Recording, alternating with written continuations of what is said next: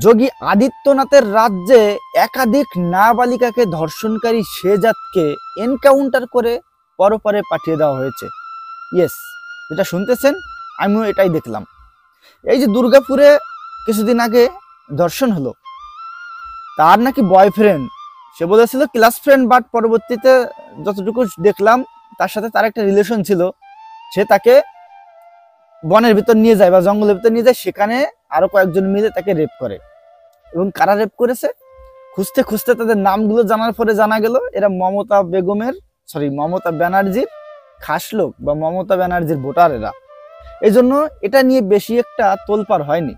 শুধু দুর্গাপুরের ধর্ষণ এটা নয়, বাংলাদেশেও যদি কোনো ধর্ষণ হয় সেটা নিয়ে বেশি একটা হয় না, ওই অ্যারেস্ট করে এরপরে তাদেরকে আবার ছেড়ে দেওয়া হয়। কিন্তু এই যে যোগী আদিত্যনাথ এটা কি করলো ভাই? আমরা চেয়েছিলাম যে একটা সম্মুখে বিচার হোক, যে কেউ এরকম একটা রেপ করেছে, এত খারাপ একটা ঘটনা ঘটিয়েছে, জনগণের সামনে সাথে সাথে অ্যাকশন, যাতে লোকজন দেখে ভয় পায়, যাতে বুঝতে পারে যে পরবর্তীতে যদি এরকম ঘটনা আবার ঘটানো হয় তাহলে যে কাউকে এইভাবে শেষ করে ফেলা হবে। আদিত্যনাথ কি করেছে? একাধিক নাবালিকাকে ধর্ষণ করেছে সেই শেহজাদ। ভাই আমি তো এটা ভেবে মানে অবাক হয়ে যাচ্ছি যে একাধিক নাবালিকাকে ধর্ষণ করার পরেও সে কিভাবে এতদিন মানে রয়েছে। এবং শেষ পর্যন্ত সেই শেহজাদকে এনকাউন্টার করে তার গন্তব্যস্থানে পৌঁছায় দেওয়া হয়েছে। ইয়েস, এটাই হচ্ছে ভাই বিচার।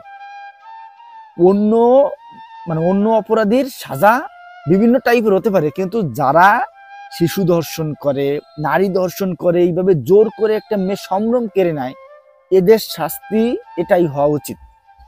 এটা আমি পার্সোনাল মতামত, বাট আমি মনে করি প্রত্যেকটি মানুষই এইটা চাইবে, কারণ প্রত্যেকের ঘরেই মা, বোন, ভাগ্নি এরা রয়েছে। এদের সাথে যদি এই ধরনের খারাপ ঘটনা ঘটে তখন কেমনটা লাগবে, তখন যার ঘটে সে বোঝে।